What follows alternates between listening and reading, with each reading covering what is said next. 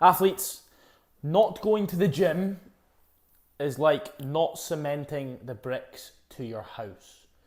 The gym holds you together, especially footballers, rugby players, and those sports that are most common nowadays. If you're not gymming, how on earth do you expect your body to hold up through so much volume, load, and intensity?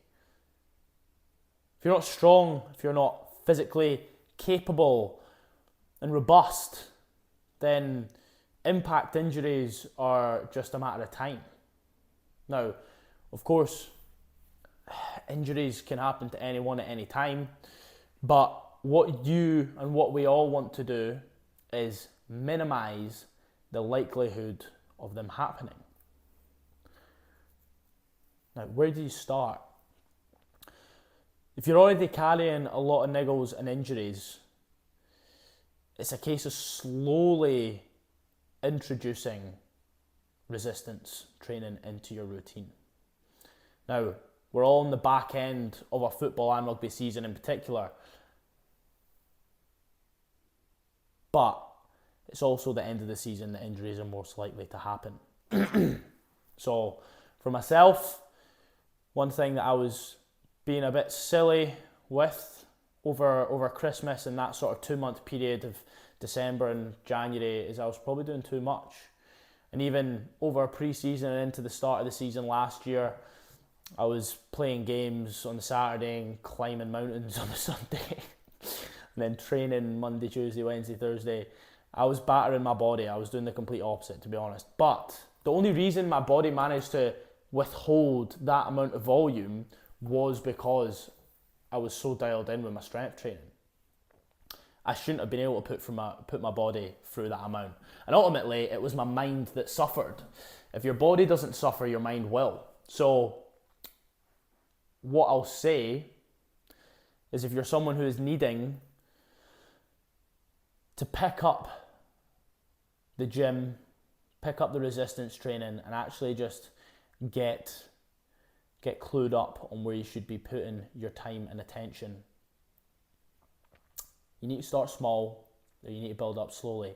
You need to focus on strengthening the fundamental muscles that have the most impact in your sport. So if you're a rugby player, you're a footballer, you're doing a lot of running, doing a lot of sprinting, then the muscles that need a lot of attention are things like hamstrings, the glutes, the calves, the quads, and even the hip flexors, the adductors, these small muscles that play such an important role in the overall leg and lower body health. Now, when you don't have strong legs, your glutes aren't strong, your core's not nice and tight, then that ultimately ends up impacting your lower back. And when you start having lower back problems, it opens a dark door to a lot more problems.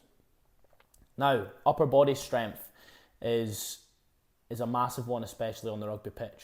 Being able to take contact and high impact situations is massively important. Like shoulder health is absolutely fundamental, and the way to consistently maintain your upper body health is what I like to call functional bodybuilding to a degree.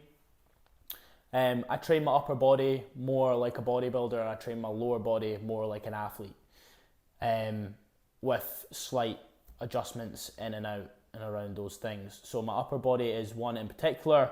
I like to make sure the shoulders are strong. I like to make sure my grip strength is nice and strong.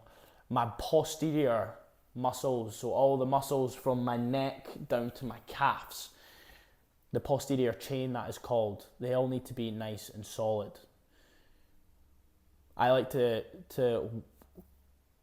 get my body on a 3-to-2 ratio of strength from my back to my front. So my back's always stronger, so my posture can be held up nice and tall. I'm running with good solid form, my shoulders aren't rolled.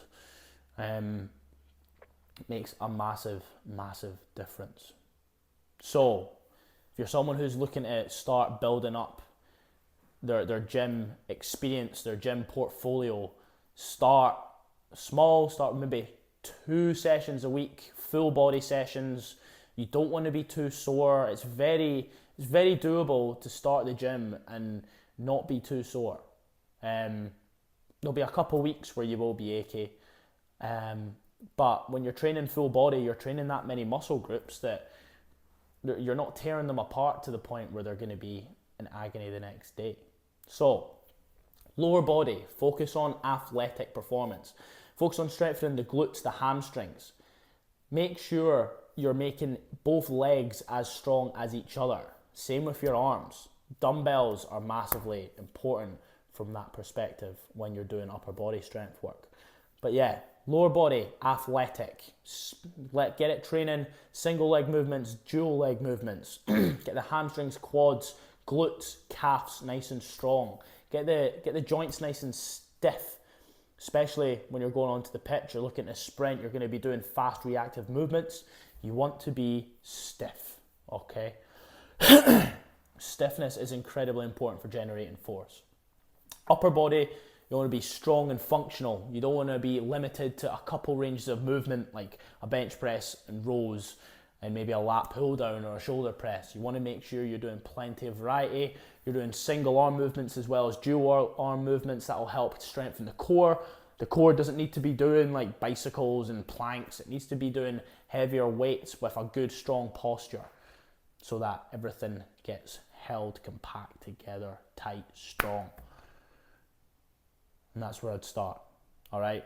I have no sympathy if you are a rugby player or a footballer who is getting injured and they're not in the gym. It's fundamental, so important. Stop slacking, all right? Peace. See you in the next one. Drop a like and subscribe. And yeah, follow for more.